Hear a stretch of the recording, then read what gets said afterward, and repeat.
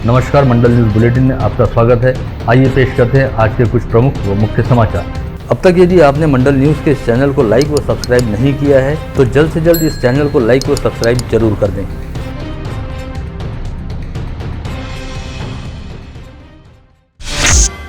Covid संक्रमितों की संख्या घट जाने और संक्रमण की रफ्तार के सुस्त हो जाने के चलते राज्य में जल्द ही कोविड प्रतिबंधात्मक नियमों को शिथिल किया जा सकता है। इसके तहत अब होटल, बार व रेस्टोरेंट सहित नाट्यगृहों को पूरी क्षमता के साथ काम करने की अनुमति मिल सकती है। कोविड संक्रमितों की संख्या घटने के चलते प्रतिबंधों को शिथिल करने के निर्देश केंद्र सरकार द्वारा विगत बुधवार को ही राज्य सरकारों के नाम जारी किए गए थे। पश्चात गत रोज सचिव स्तर पर कोविड संबंधित हालात की समीक्षा की गई और नियमों को शिथिल किए जाने के बारे में चर्चा की गई। वहीं आज मुख्य सचिव की अध्यक्षता में राज्य आपत्ति व्यवस्थापन समिति की बैठक बुलाई गई, जिसके द्वारा लिए जाने वाले निर्णय को आगामी 1-2 दिन में सीएम उद्धव ठाकरे द्वारा मंजूरी प्रदान करते हुए नई गाइडलाइन जारी की जाएगी। विगत करीब 1 माह से अमरावती शहर में राजापेट रेलवे उड़ान पुल पर छत्रपति शिवाजी महाराज का पुतला स्थापित करने को लेकर हालात काफी हद तक तनावपूर्ण बने रहे, जिसकी वजह से 1 माह के दौरान काफी कुछ घटनाएं भी घटित हुई। वहीं इन्हीं वजहों के चलते इस समय विधायक रवि राणा अमरावती से बाहर हैं, लेकिन अब गत रोज मनपा की आम सभा में राजापेट रेलवे ओवरब्रिज पर छत्रपति शिवाजी महाराज का पुतला स्थापित किए जाने संबंधी प्रस्ताव को सर्वसम्मति से मंजूरी दिए जाने के बाद इसे विधायक रवि राणा व उनकी युवा स्वाभिमान पार्टी की जीत माना जा रहा है। साथ ही यह सवाल भी पूछा जा रहा है कि आखिर विधायक रवि राणा अमरावती वापस कब लौटेंगे। इस बारे में जानकारी हेतु संपर्क किए जाने पर विधायक रवि राणा ने मंडल न्यूज को बताया कि वे इस समय दिल्ली में हैं और बेहद खुश हैं कि राजापेट रेलवे उड़ान पुल पर छत्रपति शिवाजी महाराज का पुतला स्थापित करने हेतु उनके द्वारा किया गया प्रयास बेहद सफल रहा है और अब खुद महानगर पालिका ने इस प्रस्ताव को मंजूरी दी है। वे तुरंत ही अमरावती वापस लौटना भी चाहते हैं, लेकिन इस समय अमरावती शहर पुलिस सहित राज्य पुलिस मुख्यालय के कुछ वरिष्ठ अधिकारियों ने उनसे निवेदन किया है कि वे शिव जयंती तक अमरावती वापस न लौटें, ताकि कानून व व्यवस्था की स्थिति को किसी तरह से कोई धक्का न लगे। विधायक राणा के मुताबिक उन्होंने आज तक कानून व व्यवस्था को नुकसान पहुंचाने जैसा कोई भी काम नहीं किया है और आगे भी उनकी वजह से कानून व व्यवस्था के लिए कोई खतरा नहीं होगा। ऐसे में वे शिव जयंती के अवसर पर अमरावती वापस आकर युवा स्वाभिमान पार्टी व पदाधिकारियों के साथ उत्सव मनाना चाहते हैं, किंतु मौजूदा हालात को देखते हुए पुलिस के साथ पूरा सहयोग भी करना चाहते हैं। ऐसे में तमाम बातों का विचार विमर्श करने के बाद वे अमरावती लौटने के बारे में कोई अगला निर्णय लेंगे।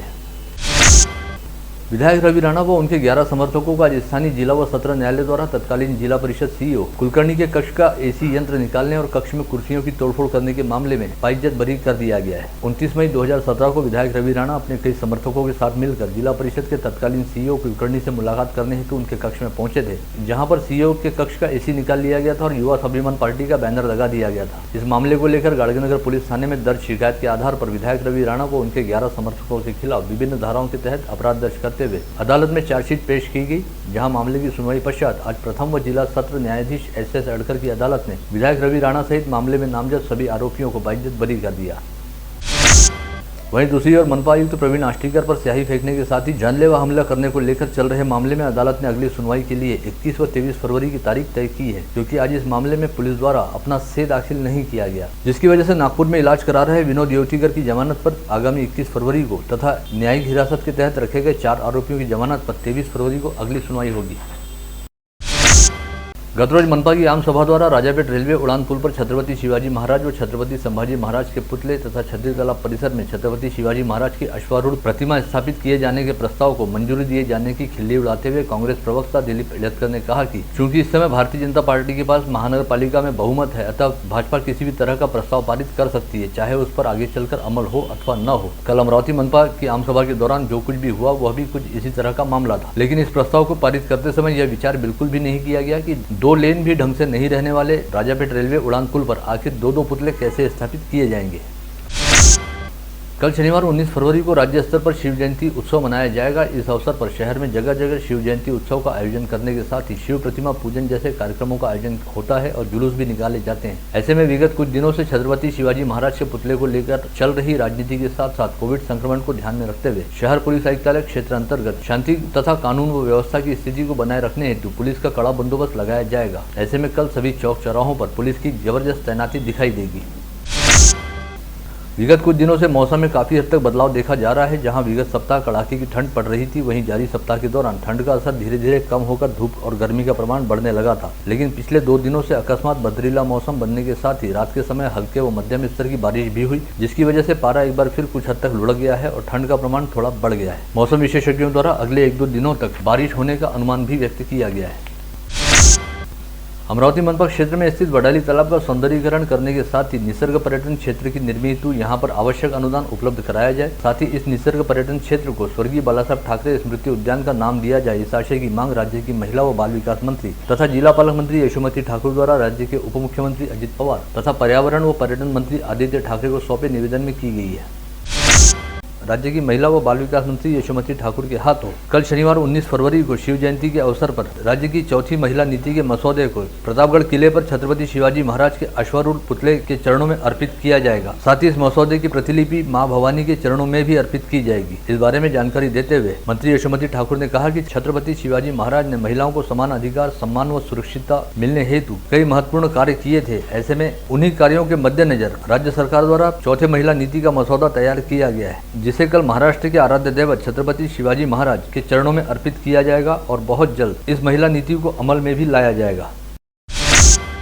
स्थानीय विधायक सुलभा खोड़के द्वारा विगत दिनों शहर के अयोध्या कॉलोनी, विद्या वैभव कॉलोनी, कॉटन ग्रीन गृह निर्माण संस्था परिसर में विभिन्न विकास कामों का भूमि पूजन किया गया। इस अवसर पर उन्होंने कहा कि शहर के सर्वांगीण विकास को सबसे पहली प्राथमिकता दी जाएगी।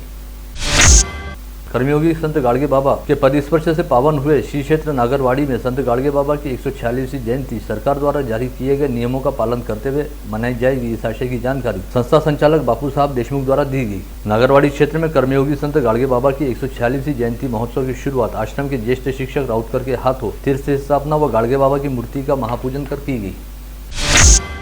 वरुण तहसील अंतर्गत आने वाले गोरेगांव के लिए विधायक देवेंद्र भोयार द्वारा जल जीवन मिशन अंतर्गत जलापूर्ति योजना के लिए 51,36,000 रुपये की निधि मंजूर कराई गई और विभिन्न विकास कामों का भूमि पूजन भी किया गया।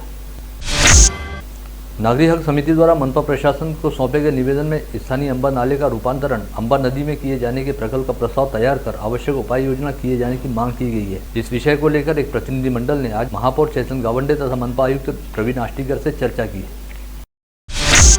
स्थानीय कंवरनगर व आसपास स्थित परिसर में बसे सिंधी समाज बंधुओं का प्रतिनिधित्व करने वाली पूज्य पंचायत कंवरनगर के सदस्यों का चयन करने हेतु इस समय निर्वाचन प्रक्रिया चल रही है। इसके तहत 85 सदस्यीय कंवरनगर पूज्य पंचायत में 58 सदस्यों का निर्विरोध निर्वाचन हो चुका है। वहीं शेष 27 सीटों के लिए परसों रविवार 20 फरवरी को प्रत्यक्ष मतदान कराया जाएगा। पूज्य पंचायत कंवरनगर के अंतर्गत शामिल होने वाले इलाकों को 10 प्रभागों में विभाजित किया गया है और पंचायत में 1678 घर वाले वोट हैं जो अपने अपने प्रभाग परिसर से पंचायत सदस्य का चयन करते हैं। इन 10 प्रभागों में से 7 प्रभागों से चुने जाने वाले 58 सदस्यों का निर्विरोध निर्वाचन हो गया है। वहीं बाबा हरदास राम नाशिकर प्लॉट तथा अंबिका नगर परिसर से 9 सदस्यों का चयन किया जाना है, जहां पर अधिक प्रत्याशी मैदान में रहने के चलते आगामी 20 फरवरी को इन पदों के लिए चुनाव करवाया जाएगा।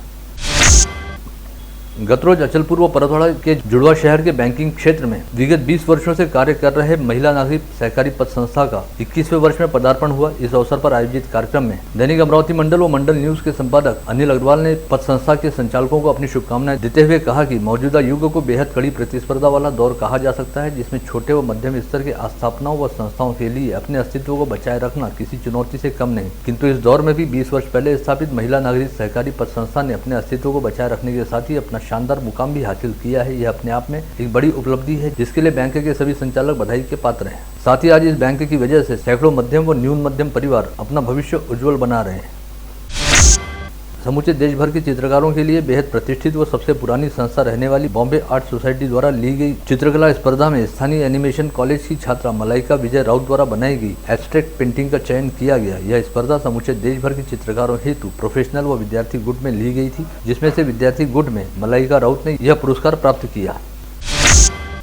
विगत 24 घंटे के दौरान अमरावती जिले में 14 नए कोविड संक्रमित मरीज पाए गए। इसके साथ ही एक्टिव पॉजिटिव मरीजों की संख्या 255 हो गई है, जिनमें मनपा क्षेत्र के 90 व ग्रामीण क्षेत्र के 165 मरीजों का समावेश है। इनमें से 29 मरीज कोविड अस्पताल में भर्ती हैं। वहीं मनपा क्षेत्र में 72 व ग्रामीण क्षेत्र में 154 मरीजों को होम आइसोलेशन में रखा गया है। साथ ही गत रोज 77 मरीज कोविड मुक्त भी हुए।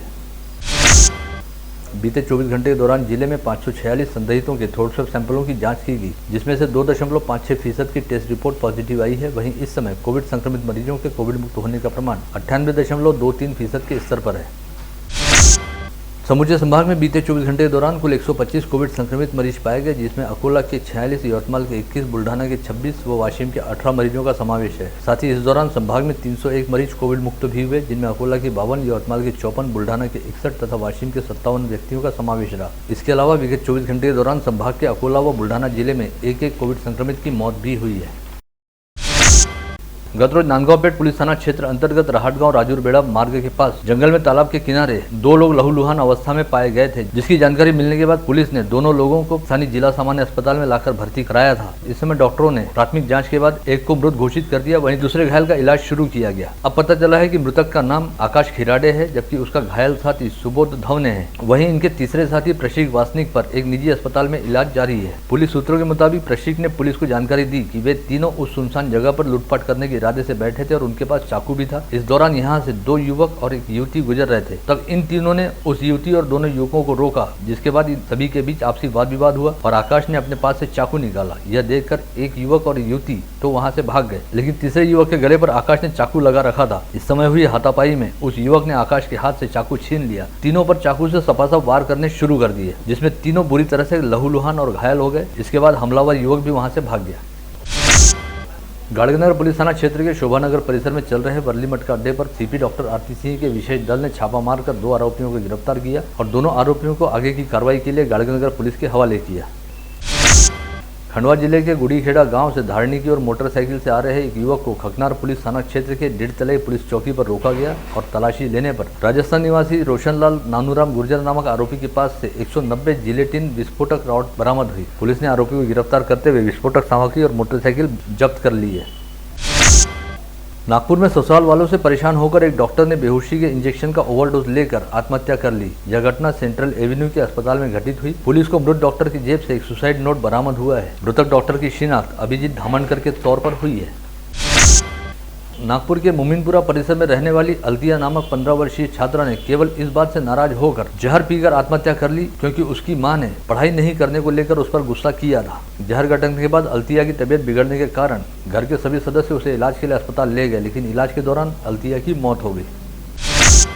वर्धा जिला अंतर्गत तलेगांव श्यामजी पंत महामार्ग के पास मंगल कार्यालय के सामने बारात की तैयारी शुरू थी, जहां पर दूल्हे के लिए घोड़ा बुलाया गया था और एक सजी धजी कार भी तैयार थी। इसी समय महामार्ग से तेज गति के साथ आ रही ट्रैवल्स बस ने घोड़े और कार को जोरदार टक्कर मार दी। इस दुर्घटना में घोड़ा गंभीर रूप से घायल हो गया और कार पूरी तरह से चकनाचूर हो गई। यवतमाल शहर में इस समय चोरों ने जबरदस्त हंगामा मचा रखा है। गत रोज आरणी महामार्ग के महाबली नगर में करीब 7.5 लाख रुपयों की चोरी हुई थी। वहीं दूसरे दिन भोसा मार्ग के 1.25 लाख लेआउट निवासी नितेश कैथवास के घर में घुसकर चोरों ने 3.5 लाख रुपए की नगद व सोने चांदी के आभूषण चुरा लिए। राजापेट पुलिस थाना क्षेत्र में रहने वाली नाबालिग युवती को महाविद्यालय जाते समय छेड़ने वाले आरोपी के खिलाफ राजापेट पुलिस थाने में अपराध दर्ज करने के बाद आज विशेष अतिरिक्त न्यायालय के न्यायमूर्ति JS काले की अदालत ने आरोपी सुनील अंबालकर को दोषी करार देते हुए उसे 1 साल के सश्रम कारावास की सजा सुनाई। आप देख रहे थे मंडल न्यूज बुलेटिन। हमारे चैनल को लाइक करें, शेयर करें और हाँ, सब्सक्राइब करना ना भूलें। कल होगी आपसे फिर मुलाकात, तब तक के लिए धन्यवाद।